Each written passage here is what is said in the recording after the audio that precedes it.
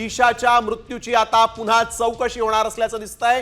तशी थेट याचिका आता कोर्टात करण्यात आलेली आहे आणि ही याचिका दिशा सालियनच्या वडिलांनी केलेली आहे। नजर कैदेत आम्हाला ठेवलं आणि जे पुरावे होते ते खरे मांडण्यास भाग पाडलं असं देखील दिशा सालियनच्या वडिलांनी म्हटलेलं आहे। दिशा सालियनच्या मृत्यूची नव्यानं चौकशी करावी असा याचिकेतून मागणी करण्यात आलेली आहे। सामूहिक बलात्कार करून तिची निर्गुण हत्या केल्याचा या याचिकेमध्ये आरोप आहे। यावेळी एक महत्त्वाची बातमी आपण बघतोय। माजी महापौर किशोरी पेडणेकर यांनी दिशाभूल करत दबाव टाकला असं देखील दिशाच्या वडिलांनी म्हटलेलं आहे। याचिकेत आदित्य ठाकरे, सूरज पांचोली, दिनो मोरिया यांच्यावर आरोप करण्यात आलेले आहेत।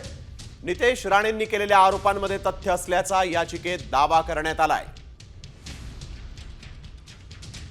दिशा सालियन मृत्यू प्रकरणी एक एक्सक्लुझिव्ह बातमी तुम्ही सध्या साम टीव्हीवर पाहताय। या बातमीने महाराष्ट्राच्या राजकारणात मात्र खळबळ उडाली। याआधी भाजपच्या नेत्यांनी नारायण राणेंनी थेट आरोप केले होते, परंतु ते आरोप त्यावेळेस दिशा सालियनच्या कुटुंबियांनी फेटाळून लावले होते। या नेत्यांना आवरा असं म्हटलं होतं त्यांनी आणि महिला आयोगाकडे देखील त्यांनी तक्रार केली होती, परंतु आता दिशा सालियनच्या वडिलांनीच या मृत्यू प्रकरणाची नव्यानं चौकशी करा अशी याचिका कोर्टात केलेली आहे।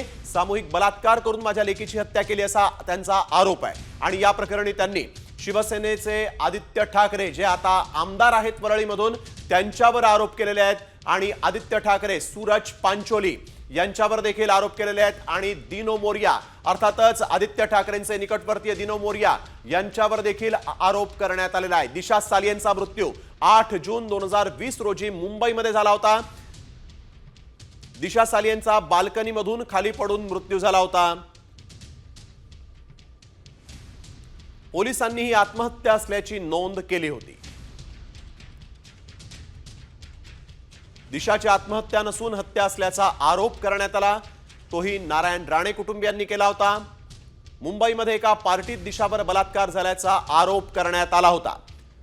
तर दिशा सालियन ही आपल्याला सगळ्यांना माहिती आहे, तिच्या या मृत्यूनंतर आदित्य ठाकरे यांच्यावर आरोप गेल्या काही वर्षांपासून आपल्याला पाहायला मिळालेले आहेत। सचिन गाड आमचे प्रतिनिधी आपल्या सोबत यावेळेस जोडले गेलेले आहेत। सचिन, आपण बघतोय की किशोरी पेडणेकरांनी सगळे आरोप फेटाळून लावले, परंतु ठाकरे गटाकडून आता या संदर्भात काही दावा करण्यात आलेला आहे का? विरोधकांनी काही या सगळ्या याचिकेनंतर काही मागणी केलेली आहे का? राज्याचं राजकारण जे आहे ते मात्र या सगळ्या याचिकेमुळे पुन्हा ढवळून निघेल असं सध्या तरी दिसतंय।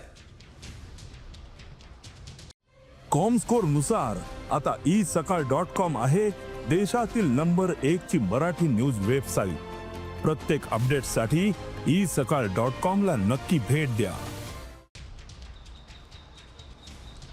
नक्कीच जी काही नावं या याचिकेमध्ये घेण्यात आलेली आहेत त्यामुळे नक्कीच राज्याचं राजकारण हे ढवळून निघणार आहे। सध्या अधिवेशन देखील चालू आहे आणि थेट आदित्य ठाकरे यांच्यावरती या याचिकेमध्ये गंभीर आरोप करण्यात आले आहेत। एवढंच नव्हे तर मुंबईच्या माजी महापौर किशोरी पेडणेकर यांनी दबाव टाकल्याचा स्पष्ट आरोप हा या याचिकेत करण्यात आलेला आहे। दिशा सालियन यांचे वडील सतीश सालियन यांनी स्वतःही याचिका दाखल केलेली आहे, त्यामुळे नक्कीच या याचिकेला आणि यातील जे आरोप करण्यात आलेले आहेत त्यांना एक वेगळं महत्त्व आहे। आता या आपल्या याचिकेमधील दाव्यांना ते कोणते पुरावे सादर करतात आणि एवढ्या उशिरात त्यांनी ही नेमकी याचिका का दाखल केली आणि सुरुवातीला त्यांची जी भूमिका होती त्यांच्या अगदी विपरीत स्वरूपाची ही याचिका त्यांनी अचानक का दाखल केली याची देखील प्रश्न आता त्यांना द्यावे लागणार। मात्र निश्चितच आता या संपूर्ण प्रकरणामुळे महाराष्ट्राचं राजकारण हे ढवळून निघणार आहे, कारण थेट आता आदित्य ठाकरे यांच्यावरती अशा प्रकारचे आरोप करण्यात आलेले आहेत। ज्या किशोरी पेडणेकर यांच्यावरती आरोप करण्यात आलेले आहेत त्यांनी सगळे आरोप हे फेटाळून लावलेले आहेत। एवढंच नव्हे तर जे सतीश सालियन यांच्यावर देखील एक आरोप केलेला आहे की ते पैसे मागत होते आणि किशोरी पेडणेकर यांनी देखील हा प्रश्न उपस्थित केलेला आहे की नेमका